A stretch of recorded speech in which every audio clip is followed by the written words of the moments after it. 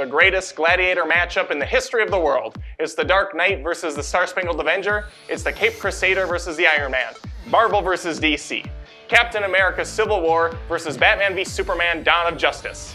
That was my Jesse Eisenberg impression, and this is Movie Feuds.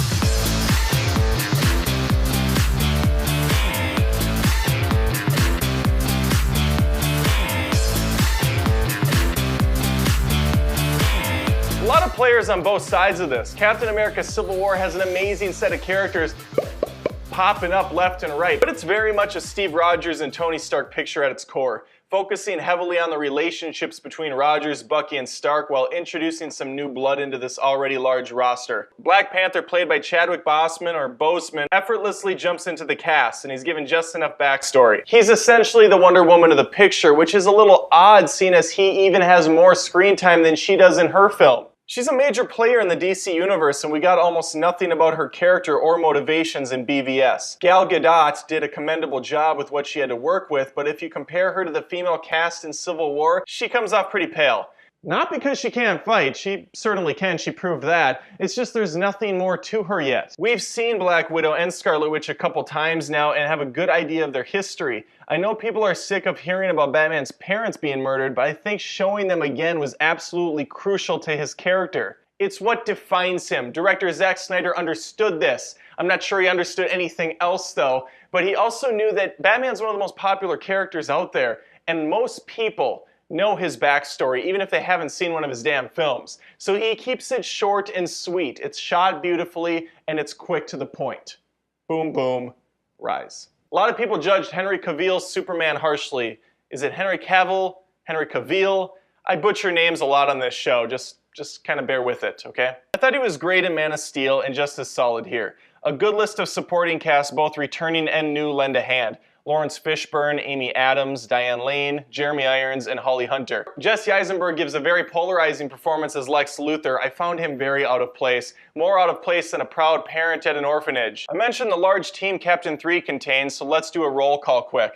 There's Captain America, of course, Iron Man, Bucky, Falcon, Hawkeye, Vision, my brides, Scarlet Witch and Black Widow, Black Panther, War Machine, the list keeps going. The big standout for everyone I talked to, which was basically just my mom, was Spider-Man. Tom Holland nailed the performance. He looks like a young Tobey Maguire with better quips than Andrew Garfield. He's a great best of both worlds actor, and every single moment he was on screen, I was smiling. So many great lines, from the Empire Strikes Back reference to just the quick observations he throws out. You can definitely argue that Marvel movies are all pretty much the same, but those Spider-Man moments, looks like I'm jerking off a fly, really make this movie stand out. Flies have penises? Let's move on. These movies are both fairly long, running at 2.5 hours each. The Batman v Superman, I know there's a director cut that's like 6.5 hours long, maybe 12. It contains Batman fighting Catwoman with swords on the roof. He goes down a roller coaster ride with the Penguin. At the end, there's some TNT, blows up. He loses half of his face, thereby becoming, of course, Two-Face. As we know, Batman becoming Two-Face is canon. Zack Snyder respects that. These are both very meaty movies too, meaning there's a lot going on and it's a sausage fest with plenty of muscle flexing, especially when Captain pulls down that helicopter. You work out, bro? Civil War plays the plot straightforward with a couple twists to keep things interesting. Can't actually remember the name of the bad guy in Captain America 3, but he was just kind of a means to an end to get our heroes to clash for the first time, and clash they do. It's not really the first time. I mean, they clashed in pretty much all the other movies they're in together. Civil War promised us some awesome fights between the Marvel good guys, and that's exactly what we got. I think the airport sequence is a good 20 minutes.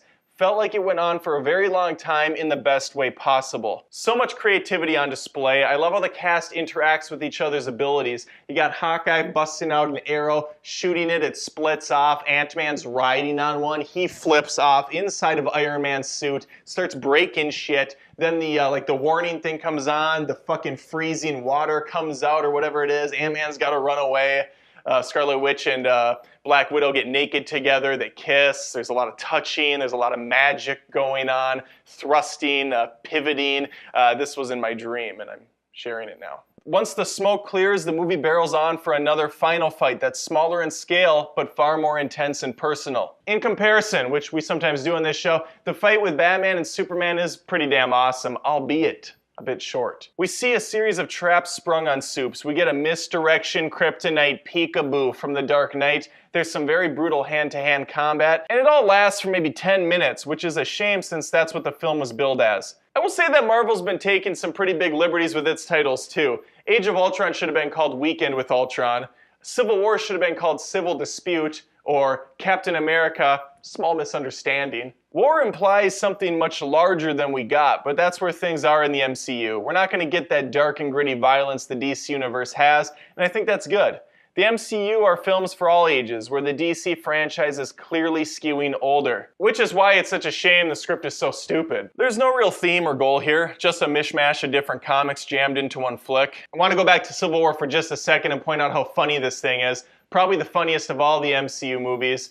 The Bucky Falcon road trip comedy really worked. Spider-Man and Ant-Man were, every line they said was hilarious. I don't even know if they were all intentionally supposed to be funny, but they were. BVS is almost void of any happy moments. I've complained about this movie pretty hard in the past already, and this is me actually trying to go easier on it, because I do understand there's people that really enjoyed this film. In fact, they loved it quite a bit.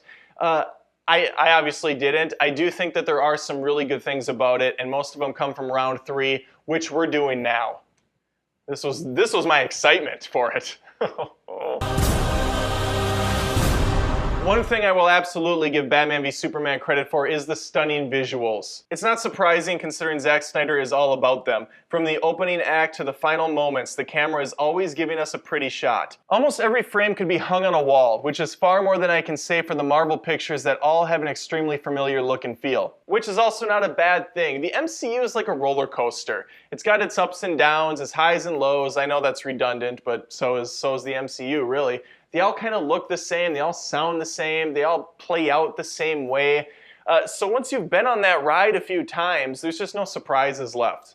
You know, you have that excitement in smaller doses, and that's kind of where we're at with Civil War. So watching a different type of superhero movie was refreshing. And it's totally different. It's not even a slow-paced and intelligent thriller like a Nolan film. It's not a hard R like a Blade movie. It's its own beast. The music also stands out, and not always in a good way, sometimes in a very obnoxious way. The movie just hammers you over the head with these musical cues. To its credit, at least it's noticeable. The MCU utterly fails almost every time in the sound department. Outside of Thor, I can't really think of a musical score that was any good. Civil War is no different. The music is just drowned out in the background. As for the action, both have some fantastic parts with chase scenes, group fights, Batman absolutely punishing baddies in a warehouse, Spider-Man kicking all sorts of ass, and so on. Dawn of Justice wins on style, Captain America wins on substance. This is not even close for me. I tried to stay impartial and utterly failed at it. It's just a no-brainer. I think BVS is a complete train wreck filled with nonsense dialogue, forced world building, out-of-character choices, and much more. You like the flick, maybe? That's great. That's good for you. I'm glad you do. You found something that I didn't see. And I do think there is a nice treasure buried underneath that shit somewhere. You just gotta dig for it. Making the movie longer, however, I don't think is the answer. I think making this bit shorter is the answer. Put this down to an hour and a half. Remove Lex Luthor almost completely. Get rid of that third act of just nonsense. Get rid of Wonder Woman altogether. Get rid of those dumb tie-ins to the other future films with the world-building bull. And you know what? You might have something. You might have a Batman versus Superman movie like it was billed. I think Marvel can learn a couple things from DC though, especially in the music and visual department. Civil War is just a much better movie, and they get what makes a cinema trip enjoyable. I said my piece, now it's your turn. Leave a comment, vote for the winner, and remember, this is more than just reviews, this is Movie Feuds. Hey, Tamber, who wins in a fight between Superman and Hulk? I go Supes all day long. What's that? Superman doesn't kill people? Tell that to Zod's snapped neck. I read that somewhere online. It was just so stupid. I had to repeat it.